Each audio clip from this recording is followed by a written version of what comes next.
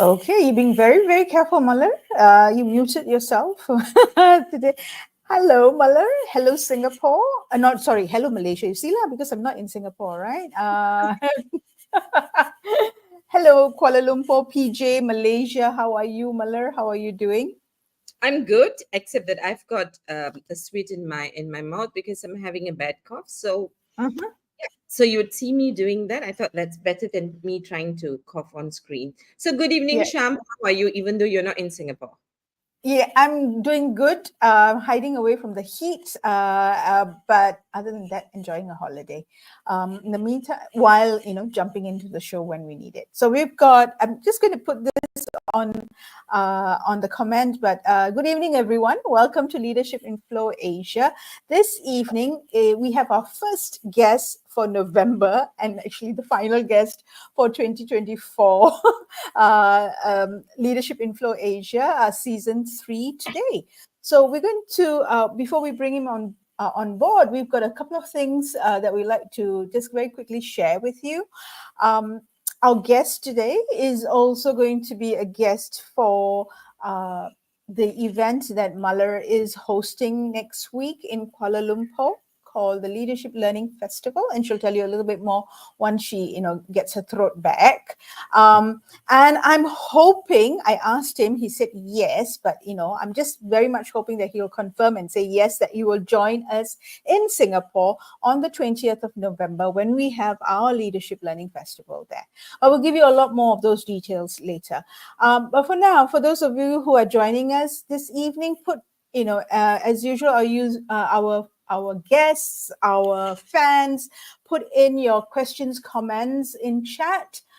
For those of you who are joining us for the first time today, Leadership in Flow Asia was cobbled in February 2022 when Muller and I got together and we said, okay, there are leaders we are not hearing from because they are what we call quiet leaders. And they're quiet because they quietly introspect about their personal growth, their leadership growth, as well as how can those two areas fuel their leadership and business results. Muller, are you back on?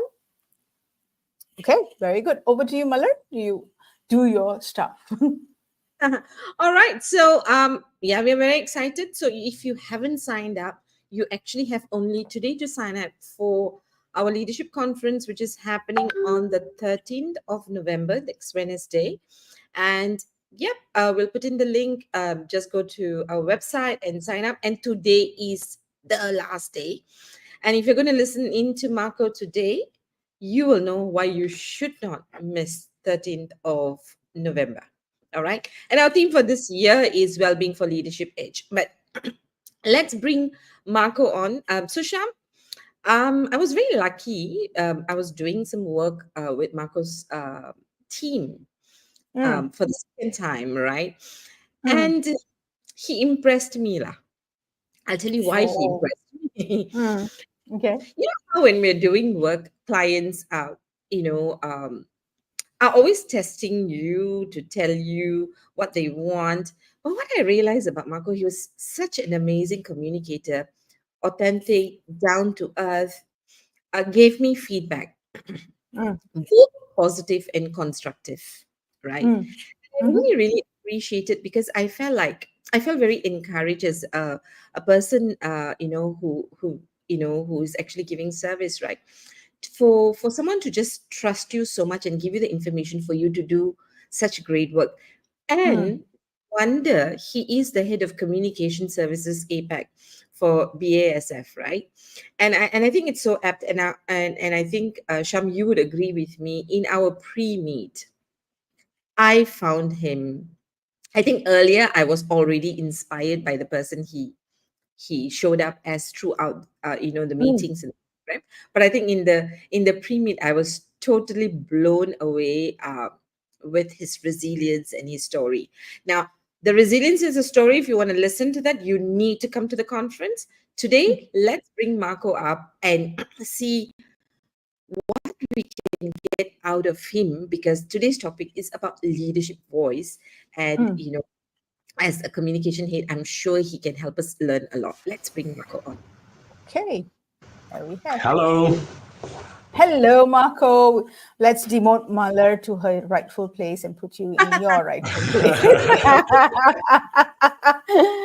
Welcome to the show, Marco. I'm very happy that you joined us. You said yes to Mahler, and like Mahler said, I had very interesting pre-meet. It was one of the more enjoyable pre-meets that we had, and I'm sure that. Our guests are going to also enjoy having conversation with you. Mahler, I'm going to get the ball rolling, and you will introduce Marco in slips and slides as we go into the program. So, Marco, I thought that you have a fascinating role, right? You have also crafted the role in such a way that you've made it in a way the role indispensable or very, very useful to your stakeholders. So in your role, you often help leaders clarify and strengthen their messages or their messaging, right? What's your magic sauce, if you will, that you help them make sure that their vision is effectively communicated, because intention might be there, but between intention and the stuff coming out of your mouth, something might go sideways, and that it lands really well with the different stakeholders they have to meet up with. Thanks, Armini. Thanks for Mala. Thanks for having me. Also, really welcome from my side, and also greetings to everyone listening to our podcast, at least taking the time for it. And I hope also the time will be worth it.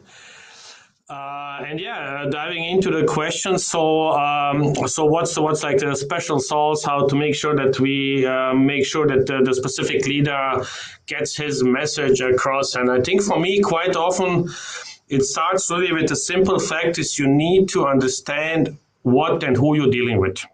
What I mean by that, and I can tell you in my now career, almost 13, 14 years, especially with this big MNC, is you encounter different persons with different personalities, and not every leader is, we have to be honest to each other, is a born communicator. And you have also really to adapt, whether do we have like a strong natural communicator who has this kind of feeling, who has emotional intelligence, who knows how to read the room, versus the trained communicator. I would call it like this because we are a chemical company, and you could assume that we have also a lot of leaders with really strong scientific background.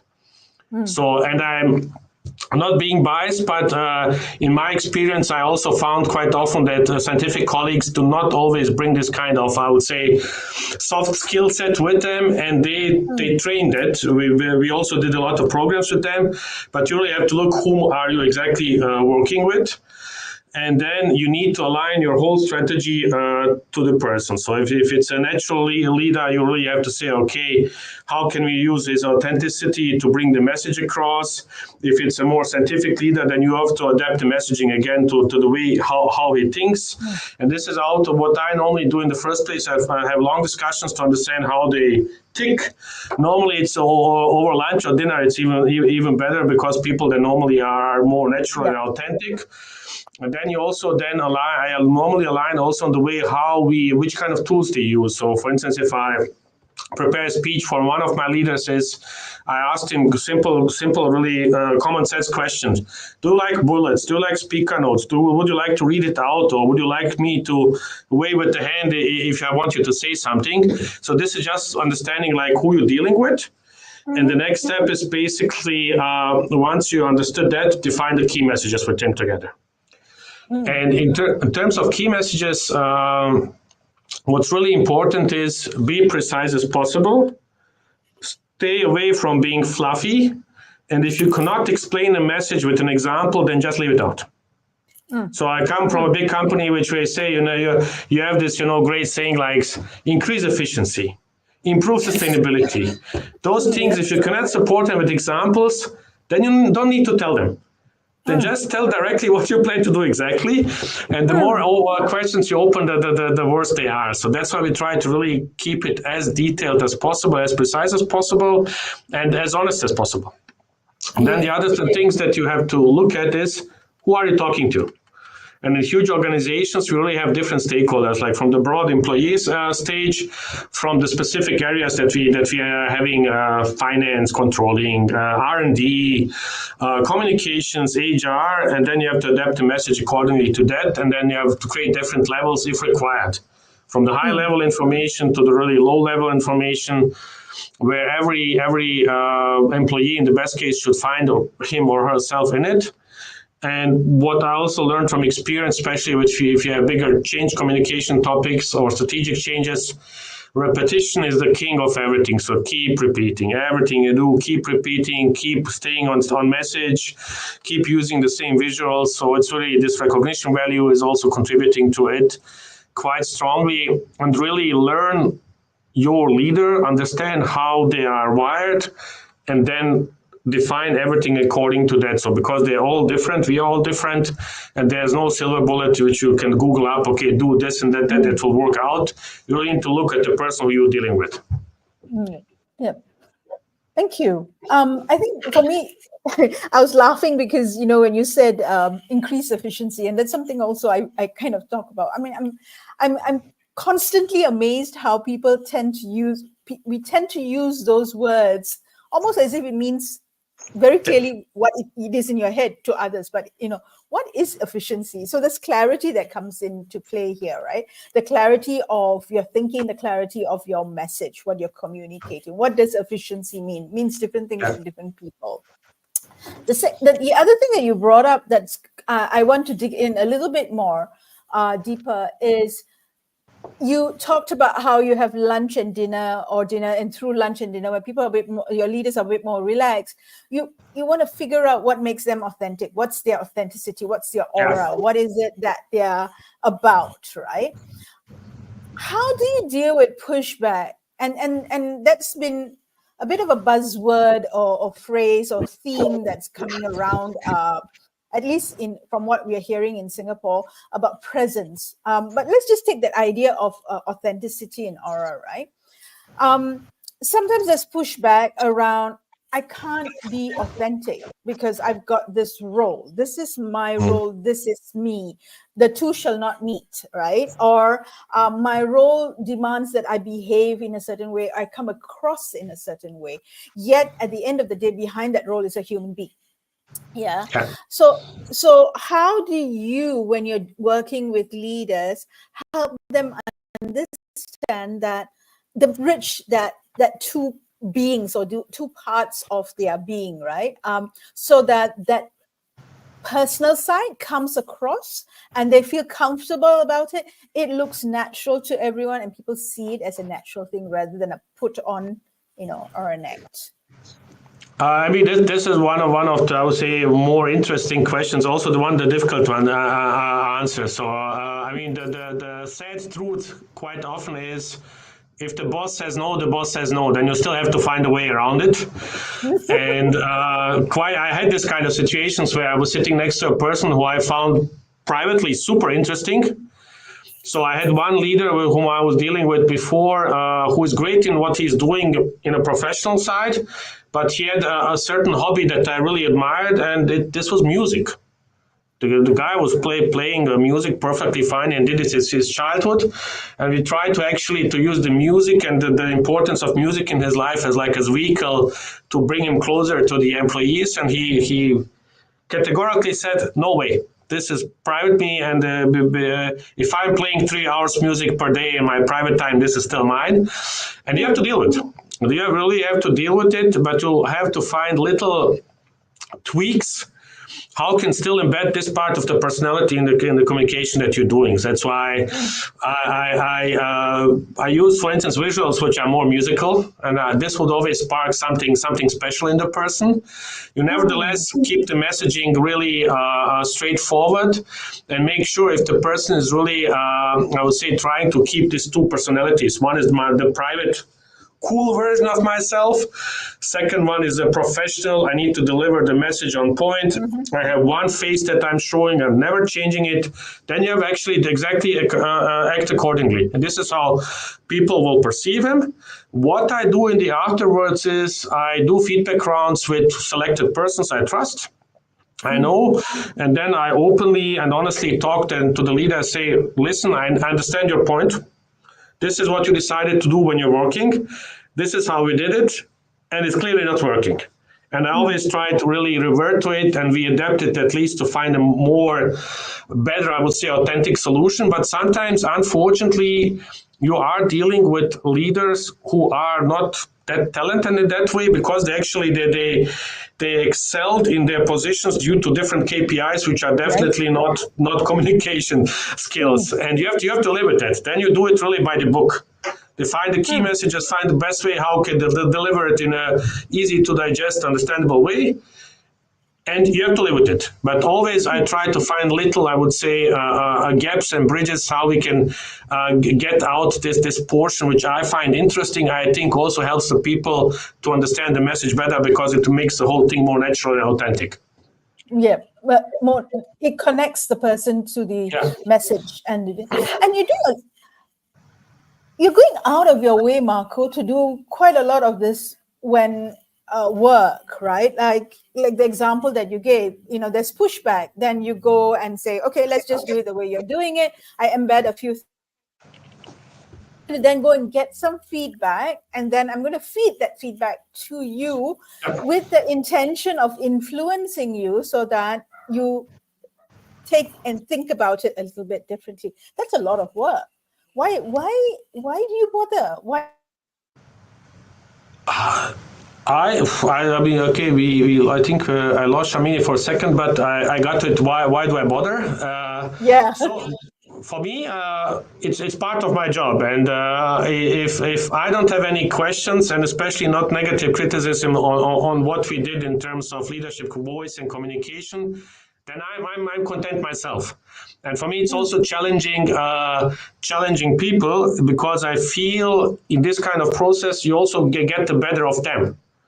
And once they realize that what they did with some kind of feedback, then you see they're also more content. And this again leads to better, I would say, more successful communication in the end. And also in our company, this is something we are preaching, but also living, is we do have the culture of the 360-degree feedback. We give feedback to each other independent of the hierarchy. We have also something called skip level meetings. So for instance, my employees or my team members are allowed to talk to my boss and complain about me, which is good. And this is how we live it. And then we have also to own the topic. And if I'm now the head of communication services, I still have to be able to say to my boss, I know you're smarter, I know you decide, but I still take the right to tell you I will do it differently. And this is also something that I encourage my team members to do. It's a journey. We are all growing and learning, but it's important. And for me, in the end, it's really making me more satisfied. I go happy home when I know I did some changes. Nice. Mother, you're on mute here before you. Yeah. No, I'm just thinking how much of courage it takes to do what Marko is doing, right? Yes. So maybe we should change the topic from leadership voice to courageous voice, but never mind. Next year, Marko. Yeah. So I mean the idea of authenticity is very exciting to me, right? So you would have met a lot of leaders. I mean, you're dealing with so many people, right? If you differentiate, so among the people that you've spoken to, and if you could just divide them into two groups, one who's authentic, right, and has clarity, because I think you can be authentic but have no clarity. Yeah. So one who's authentic and has clarity, and one who has clarity but has a need to put up a particular front. Yeah, a persona. Let's use the word persona instead of front, right? Now, what is the major impact on communication that you see if they communicated the message directly? So if they use it as the bridge, I think you cushion it, right? Which is what you're doing. All right, that's fine. We'll get to how you cushion it a bit later. But in your experience, because there are times there they're doing all of that written communication through you. So fine. But Yeah. sometimes they need to stand up there and represent the brand to communicate to the immediate group or a group of people what you have you have communicated, right? So you have this authentic leader who's clear, and you have a leader who's clear but not authentic. What is the major difference that you've observed in the two groups? I think you would automatically think that one of the major differences would be the credibility that comes with communication. But from my experience, again, it's really depending on the fit. So I also had leaders who, as you said, Malar, belong to the second category. So they have the perfect front, they deliver the message on point, and this is exactly what you need for that moment, for that stakeholder group. For instance, one example is reporting, numbers. Numbers, you don't need emotions, if you're honest. Authenticity is really second grade in that time, but really, if you deliver numbers to analysts, to stakeholders, do it as dry as possible, as exact as possible. Use your front, and no matter how fun you are as a person in the background, this is the best thing you can do at the day. And the last thing that the analyst would need, a person like me, being more, I would say, visual, moving, mobile, playing around with words. That's the last thing that they need. So for me, it's easier due to my own natural to work with the first group. Second group is challenging, but if you need them in the right place, it's actually super fun to deal with that as well, because it changed my way of working. With the first group, I actually have most of the time less work. It's enough for me to do the simple storyline with bullets and a couple of phrases which they can actually juggle around it because they're already swavy enough to deliver the message on their own. With the second group, I really have to sit down, structure myself, prepare everything, define timelines, define the key messages word by word, and make sure they also repeat it word by word, because the second group is not always good in improvising and actually finding their footing if they slip. So the second is more difficult to manage. First one is easier for me, but again, I think if you ask a second communicator who is a bit different than I am, he would tell vice versa. Oh, I struggle with my boss. He's super fluffy. He does things well. Whatever I do, he does it differently, and it's hard to cope with. And just to finalize that thought, the first group for me is more prone, in my experience, to improvise, to not follow the script. And then you have to pick up the pieces afterwards. Whereas the second one is the one where you can rely, if you prepare accordingly, you have less to worry afterwards. Nice. So we can see the benefits to both. Just one more question around authenticity. As a communication head, right, how do you help a leader who is struggling, not so much of the clarity or the authenticity, right? Who's struggling to deliver a message that he or she may not believe in? There's no help. I mean, that's a simple answer. And sometimes, of course, you have to do it. If you, like I said, work in a matrix organization, decisions are sometimes made top down, meaning you have to follow them. There's someone or a group of people who thought about it thoroughly. And it's certain elements, if you talk about bigger strategies, bigger political changes, which we in our case do not have, you only get, I would say, the high level information. And sometimes you don't have the details, and your own buy-in is lacking. And this is difficult, and there's no specific answer. And for me, it's always trust the process. So there's someone who decided on our behalf. To me, at this moment, it might sound really illogical. I cannot buy it, but you really then have to do the book, I would say, buy the book approach, where you structure it, where you make sure that at least the messaging is somehow fitting to the person, and they are not sound really super, I would say, inauthentic when they deliver it. But this situation we generally try to avoid in the first step, and really making sure that we all understand the strategy, we all understand the messages, and especially understand the ratio behind it. That's why quite often when I have this kind of discussions, when we have like bigger decisions in the company, I always sit first with the project manager and I have him explain me the ratio, And if I don't understand it, I keep challenging him. And I always tell, especially when it comes to specific topics about science or really technical stuff. So if you're not able to explain it to me, then we won't ever move forward. Because I'm the dummy in the room. If I'm able to understand it, everyone will understand it. And that's why I have to challenge it. But generally, if they have to convey a message which they do not believe in, it will always be difficult. There's no silver bullet to it. Just have to find a more scientific, structured way how to approach it.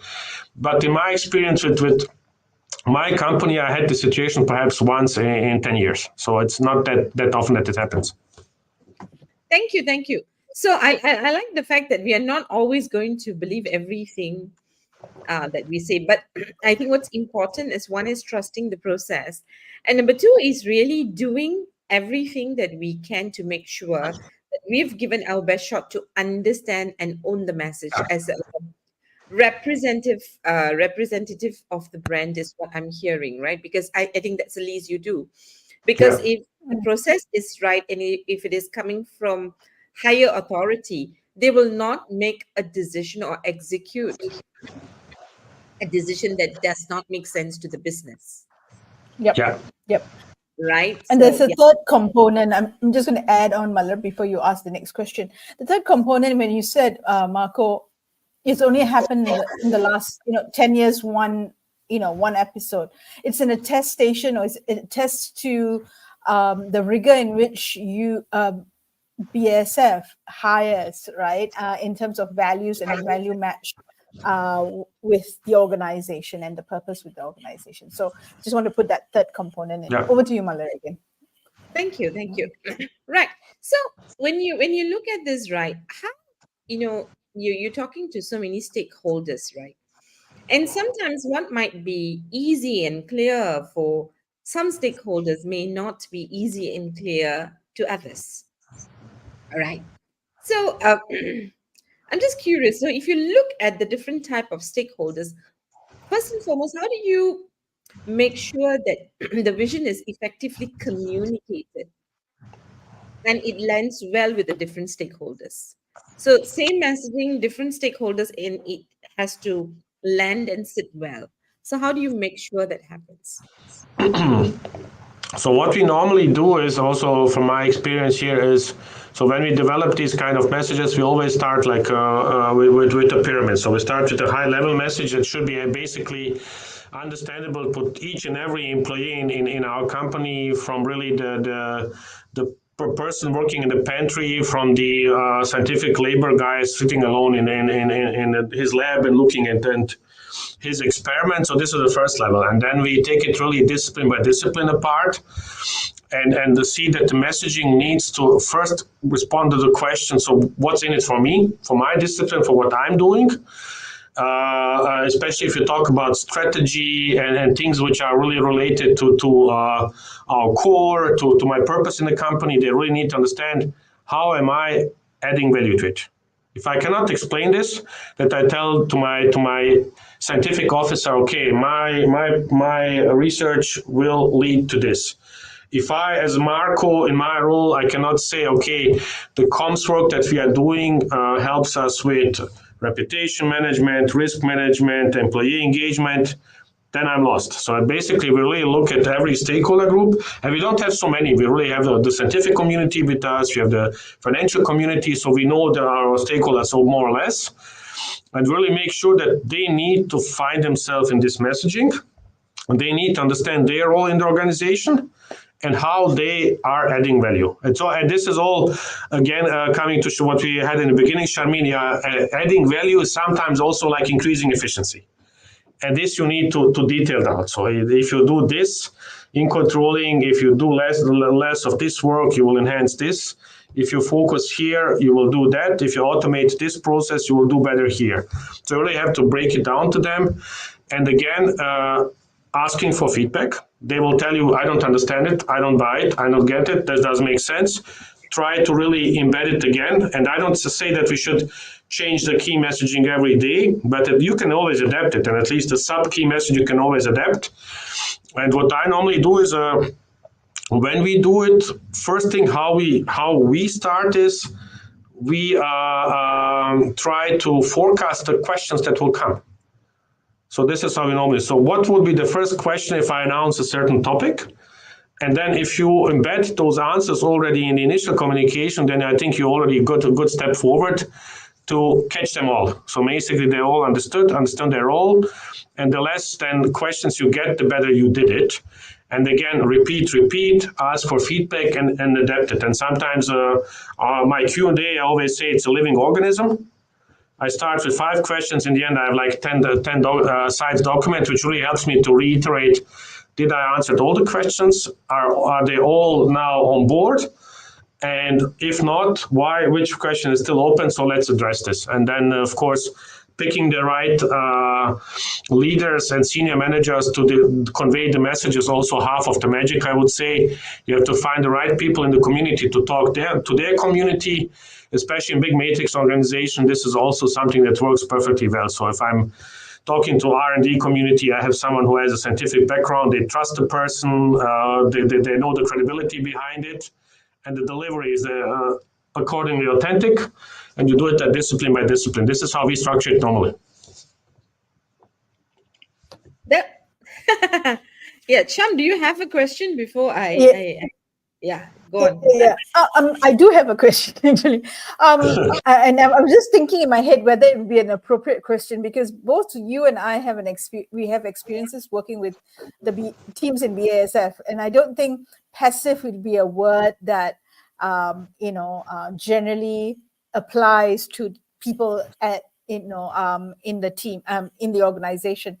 But assuming that you have passive receivers, right, who really don't push back. So you have got a situation here which is the best of worlds. It's painful. You know it will come. People will ask you questions. People will, interrogate. People will counter and things like that. But you know the engagement is there.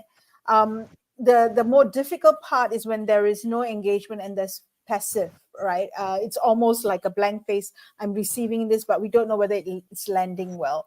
Have you had situations like that where, as much as you prep the leaders, they find that they've got a very quiet audience and there's no sense of what's happening in the room? And how do we manage that? So we did. I mean, I think every one of us who is doing this kind of work has this on a regular basis. And I have, I would say, 2 angles to this question. So one angle, we try to understand what's the background of it. So quite often, and I've been, normally I'm from Germany, so I have a European cultural background. And I've been in Asia now for 3.5 years. And I also see that in Asia, and Malar knows my team, they're really international in terms of basically every Asian nationality we do have. But in certain cultures in Asia, people are just wired like this. It's also a cultural thing. And they feel, it's my own experience, I don't want to be a cultural navigator here, that asking questions is something that is actually not desired, and they just have to follow. What we do is we give them the means to do to actually voice it out in a different way. So normally when I do internal town halls, I always, for the Q&A section, I give them 2 options. One is anonymous chat. Second one is raise your hand, ask the question directly, introduce yourself, and then interact. And which one do you think works much better in Asia? Anonymous.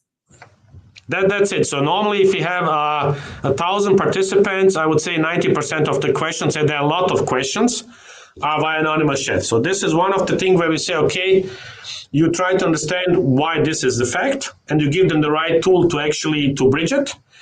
Second one is, which is more, I would say, closer also to my heart and the way how I lead it. And I always say, it's on you as an employee to ask the question.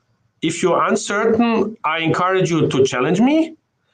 But you cannot blame me for not asking me and not understanding something and then feeling frustrated or something.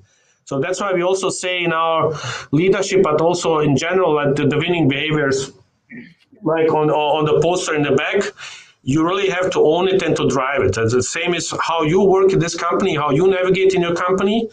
we create the safe space for you, but it's also your obligation to take the reins and say, Marko, what you said does not make sense to me. Marko, I don't understand point A to C. Can you explain it to me? Of course, this will always happen. But then again, when I interact with those employees afterwards, and if they start complaining or raising concerns, then I tell them, it's you. I give you the space. You have to take it. And you cannot complain afterwards because I gave it to you. And this is for me also a company cultural thing that we are addressing since day one. And of course, with the change of generations, this will also change. But this we will always encounter, and this is the two ways how I perceive it, definitely.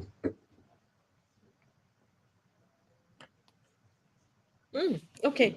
No, I'm just thinking. So, I think what Marko said, it's something a lot of us will resonate with it, right? In the sense that, no, I always think being quiet is an easy way out. Yeah. Right? And being a victim is easier than trying to take ownership. All right. It's easier to say, I don't understand, I don't agree, I was not given a chance, right? Now, in your experience, right? When you're working in a culture where people, well, culturally, right, we don't speak up. All right. Beyond what you do, because I think you to communicate, to tell them the consequences of not asking questions and having to own it is there, right?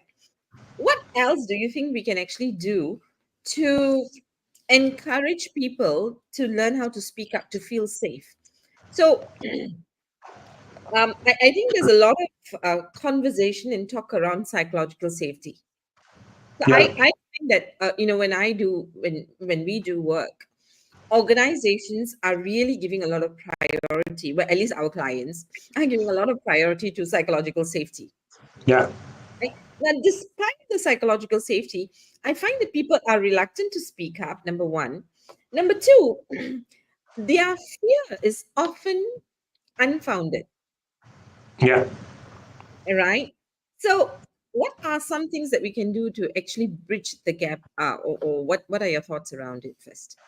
So for me, and this is a great question because the things that you mentioned, Mala, this I experienced also since day one. So I was starting with this last one, especially when I was starting out as a young trainee. I encountered a lot of colleagues, and I call it they have this phantom pain or fear. So if I speak up, this will happen to me. So, and then with years, I started to realize actually that's really crap.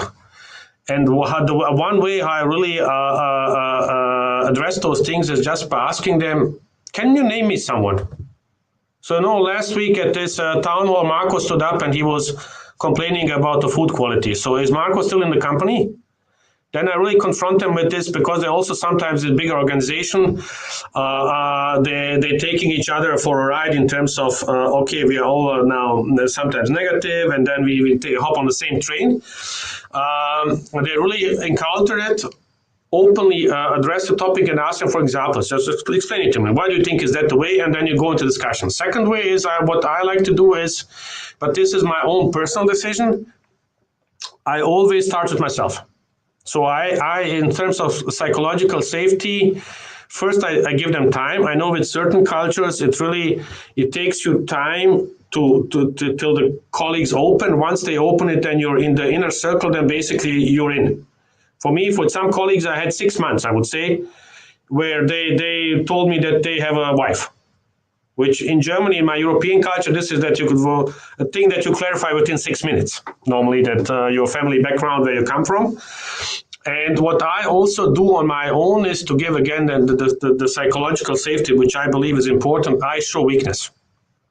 So one example is I did a huge, not a huge, I did a mistake 5 months ago. With a colleague and accused someone of something that was wrong. I was just emotional at the moment, and I used words which was not appropriate. I apologized to the colleague immediately. I apologized to the colleague in the copy of his own supervisor, and then I went to my team 2 days later to KL. I stood in front of them. I said, "Listen, It happened to me. It will happen to all of you. It can happen to everyone. I'm really sorry about it. I will do my best not to repeat it again. And then you saw in their faces, oh, he's weak. He's normal. So we can trust him. And then they can start to relate to that. At the same time, the smaller things like, oh, the business dinner yesterday was too long. I had a few drinks more, too much. People understand that you're human. You cannot be always. But this, I say, it's my personal decision. For some colleagues, it's still, when I enter the company, I have the ID card. So when I swipe it, I leave my personality outside. Then I have my business face. So when I swipe out, I take my personality with me, then I go home. For me, it was my own personal decision to be more open because technically I spent at least, I would say, 9 to 10 hours with my colleagues, with my teams. Sometimes I see them more often as my own wife. So why should I bother in actually being someone else I'm not? And for me, this is the way how I think I gain trust, and then how I make people to open up. And that this way I really avoid having a lot of silence and noise in the room. And I see it also with the colleagues where I see from the beginning, where the employee dialogue takes 3 minutes, that we are now moving to almost an hour. Because they trust me, they feel safe, and they open up, and they know I'm not sharing the information. So it's like a closed room that we have. But it takes time and work. Okay. Thank you. I think you are reaffirming over and over again that you're very comfortable in your own skin. And while you do whatever it takes to do the job well, I think you also put out a very strong voice for people to accept you as you are, right? Yeah. You are already putting up the fact that I'm human and I'm not perfect, and you got to accept me as I am. I have one question before I pass to Sham, right? Now, I love what you're saying. I love what you're saying. I wish everybody would say what you're saying, and I think it's less stressful than trying to put up a front. At least that's what I think. Maybe for Me some, too. yeah, I just like I won't remember what to be if I put up a front. That's my challenge, right? But have you ever, because one of the other criticism that we often hear when a leader is vulnerable or shows weakness or makes mistake and acknowledges the mistake, people then criticize the leader for being not good enough. Have you, one, ever experienced that? Number two, how do you internally manage that sort of feedback? So I think so far I did not have it directly reacting to me being weak, but for me it was a huge journey to get there in the first place.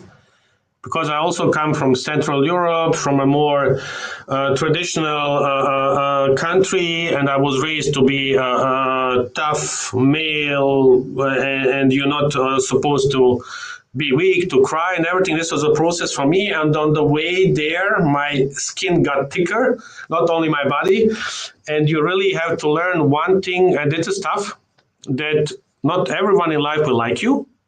Some people find you really bad, and you have to learn to live with it. And this is how I free myself from it. And there was this one, I think, famous speech from a professor 10, 15 years ago where he said, if everyone likes you, you're a bad person. And this is how I also see it.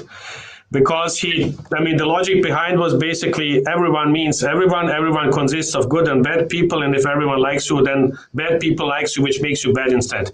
So for me, it's what's really important that the people I respect, I trust, think are worth it. If they like me, I'm perfectly fine if there are people who don't like me next to them. And you really have to learn to live with it. This is exactly like it is. And if I show weakness, I'm ready to be say denied or criticized, or people will think I'm weak. But let's face it, people will beyond that think that I'm weak, that I'm not good in what I'm doing, that I'm not authentic, that I'm too loud, I'm too big, I don't know. So that's why for me this mindset thing was the biggest change that I could do for myself. And every time when people tell me, how can you be like this, Marko, and you're only 42, you still have a career to go, I tell them I'm self-confident, I feel quite well in my own skin. And I always tell them, because my father was a professional football player, I'm like the football player who is retiring today. He's playing the last game, and basically I can do whatever makes me happy without hurting anyone. And this is how I feel free for myself. Nothing to lose because it's only work, it's only a job. My passion is actually to work with people. I want to be respectful and not hurtful to anyone. And this drives me, and I accept the fact that not everyone loves me, and it's perfectly fine. Nice, Right. nice. You can see how comfortable you are, and yes, so it's going to be really difficult to criticize him unless he really likes us, right? In fact, recently, right, I think I watched someone reading up a quote, I think, and she said, I can't remember her. It was on social media. She said, if you are, if you can acknowledge and accept everything about you, there is no external feedback can affect you because you already know it, so there's no denial of that feedback, right? Especially when it comes to what is deemed as weakness, right? So if you just accept everything about you, nothing that people say will actually ever surprise you because you're going to say, yeah, that's me. Like it or not, or accept me Yeah. as I am. Yeah, thanks, Marco, for that. Yes, Shah. Yeah, just to take on from that, it's very freeing, right? It's almost freedom of knowing and acknowledging to yourself and being able to deal with the fact that, you know what, there are going to be people who like you and there are going to be people who don't like you, and they have to make their equations work for themselves as well, right? Yeah. And there's only so much I can control, and there are a lot of other things that I cannot control. Let's work with the things that I can control. And I think that gives us a nice segue into how this translates to your team, right? And how you think about engaging them so that in a way that they can connect between what the vision of BASF is, or the leadership's vision, right, at this point, maybe the next 3 years or 5 years, and how it connects to their work and how their work contributes to it. Now, the reason we are asking this question is because we've noticed that people are getting better at doing the work, but there is a disconnect between understanding how my work relates to the macro, right? And sometimes people use that as a way of distancing. So it's a conscious decision to not want to know, and I don't care. I'm just doing my job. I tick the boxes. I do a good job, but I don't want that connection. Sometimes people are lost. They want to, but they don't really know, right? So from a leader's perspective, your perspective, how do you align? How do you align that so that there is a bridge and you're doing your part so that they make the connection? So I mean, first of all, what I also looking at my team and in general in teams, I never expect everyone to have this, I would say, not blind followership, but really that 100% buy-in. Sometimes I'm super happy to have people who really do it by the book. They're not passionate probably of the company's DNA about the purpose, but they come in, they're dedicated workers, sit down, finish, go, and I know that they will probably look for another job opportunity in 3 to 4 years, and this I can live with. And for the other ones, for me, it's basically, since I'm really the bridge between the management and my team, is I need to understand what they exactly need. This I mirror to the management. We actually then embed it in our communication strategies and try to close the loop. So if you bring it down, that they understand it. And on terms of value adding, I also struggle myself sometimes to understand, okay, what is my own value? And this again really is also part of self-reflection. So I also think about, okay, I do this will bring me there. And the same I do with them. So we sit down, I have discussions, and of course I have this on a regular basis where my team members and other colleagues come to me, oh, Marco, I think what you're doing doesn't make sense at all. And then, of course, you have to listen. So why do you think that? So what did you last where you think, okay, why does it make sense? And they say, okay, I did this, it doesn't make sense. And then I tell them, I think it doesn't make sense at all. So why don't you go to your supervisor and talk about it?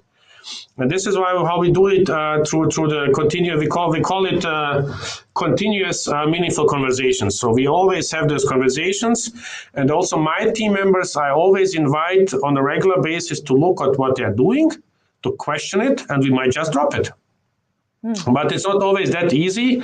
And again, I also lead with example. I always try to explain my own journey within the company, my own growth journey, and the reason why I'm still there after so many years, which again is one of the I would say changes which I see with younger generations, to explain them why this sense of belonging I have, why I found my purpose, and why I don't see me leaving anytime soon because I'm in a good place.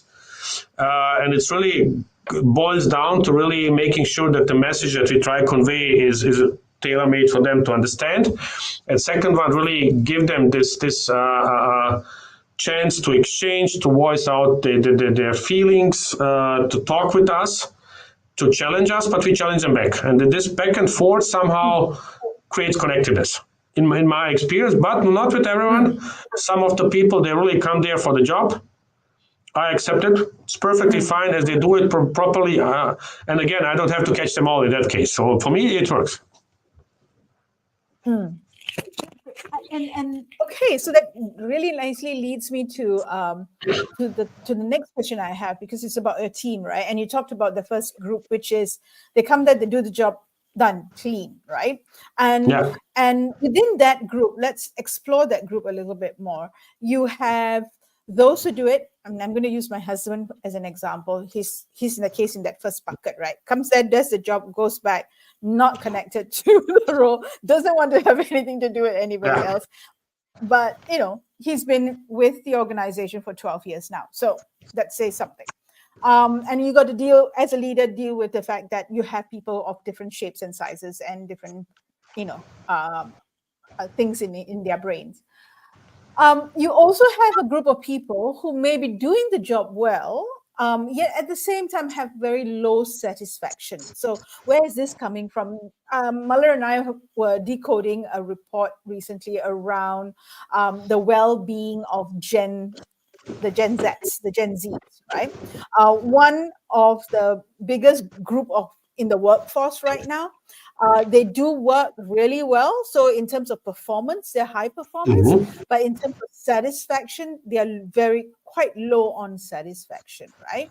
So working with a diverse team that you're talking about from a cultural perspective, from a generational perspective, let's slice it to the Gen Zs, right? What's the good, bad, and we put when we talked about it, the jelly parts, that the parts that don't sit well, they're not gelled yet, they're kind of wobbly, they're kind of like, how do you see it in your mind's eye? So for me, I'm in this a blessed position that I'm somehow generationally in the middle. I'm 42, so a lot of my supervisors are already 50 plus, and some of my team members are 20 plus. So basically, I'm somehow in the middle generation-wise, and we speak of a gap between 3 generations. I personally enjoy the mix, so I like the diversity, also the seniority, and my team members really well mixed also age-wise. But yes, we have a lot of youngsters, which I really appreciate. And I would say one of the upsides is definitely I love the energy. I love the openness to try new things. I love the fact that they bring a skill set which I do not own. They're more tech savvy. They're easier to learn new things. They're adapting well. And this comes also with, I would say, with the lack of focus, because they are so jumpy. They're skipping. They struggle to find a purpose, in my experience. But this is also due to the generational gap that I had a different starting positions. They are much more, I would say, in my case, in a blessed position where they have the choice, and sometimes the choice is overwhelming them. Then they have this kind of the sense of ambition, where I quite often struggle to understand where it comes from. This notion that I have to be somewhere super fast overnight, which my generation actually did not have.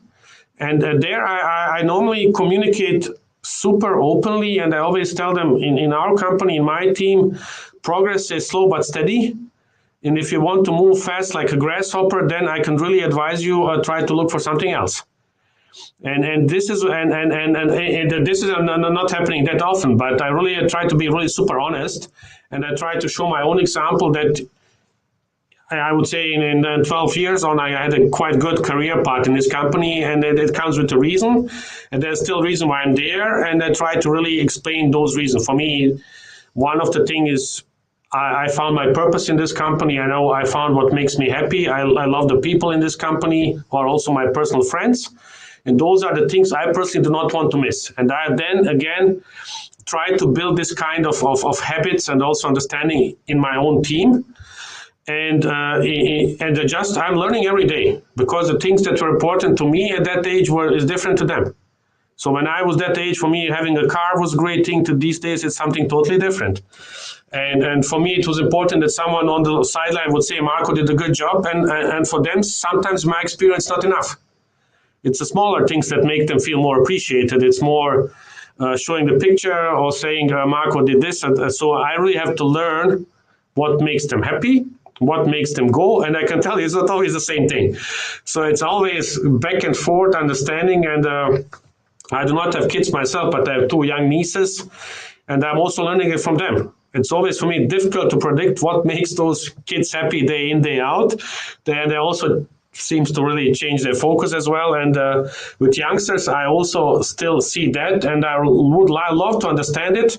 Why people like me are staying longer with the company, why statistically my generation is much longer connected to a company compared to the Gen Z. And I do not have a clear answer, but I see clear differences, but also a lot of beauty in it, because really the mix, it's really nice, and they bring a super energy to it.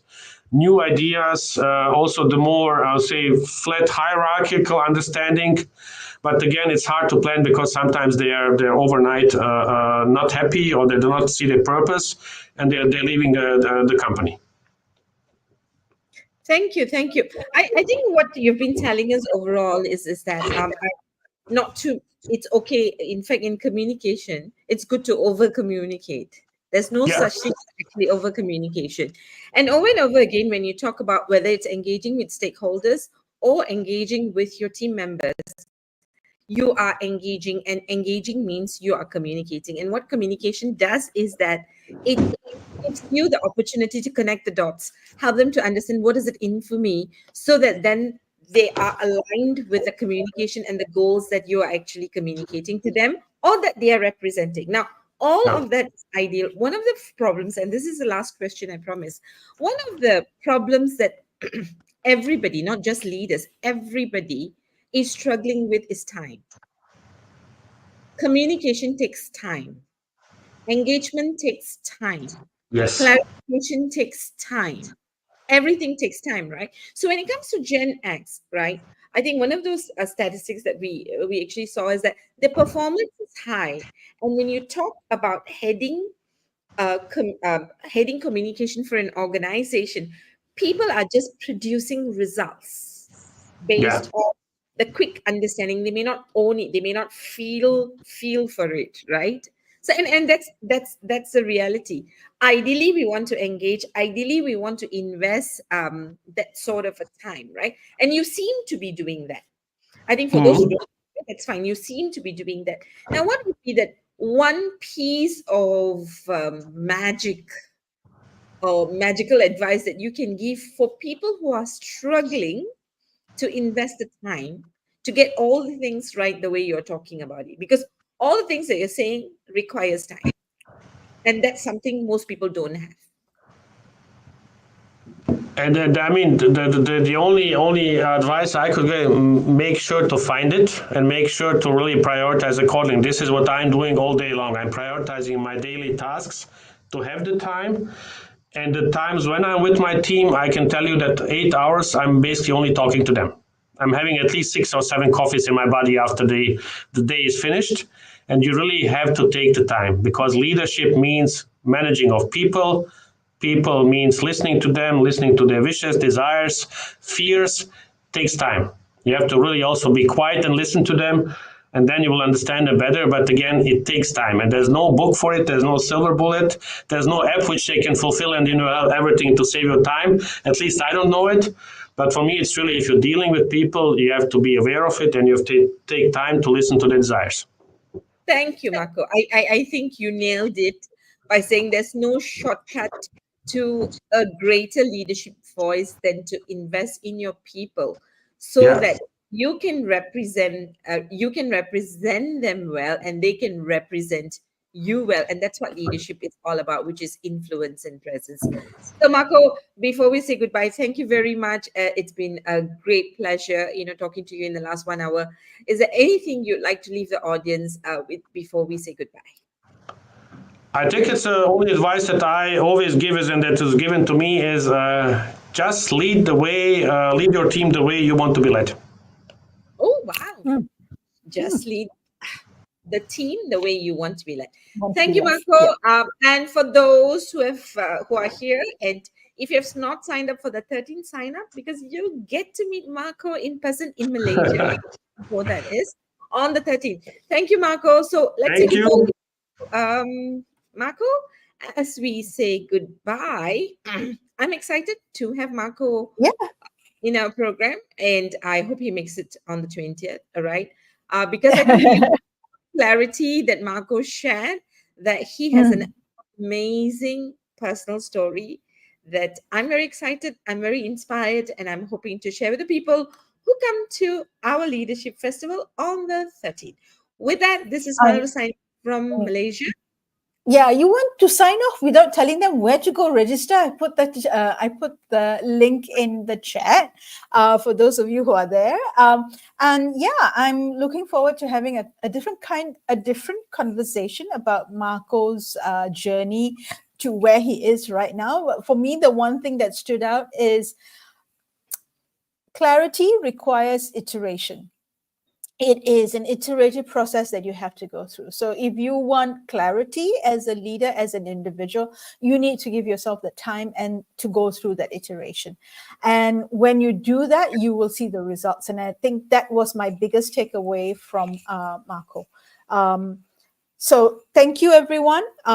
Join us on the 13th. If you haven't already signed up, I am going to be there. We're going to have a different conversation with Marco, and we're going to kickstart that event very, very interestingly in a different kind of conversation. So have a good evening, everyone. Thank you very much for joining us, and we will see you again on the last Thursday of November when we wrap up season 3 of Leadership in Flow Asia. The next 2 weeks, we are going to have in-person leadership festivals, one in Malaysia and the other one in Singapore. And we'll see you online in a couple of weeks. Thank you very much. Have a good evening. Bye, everyone.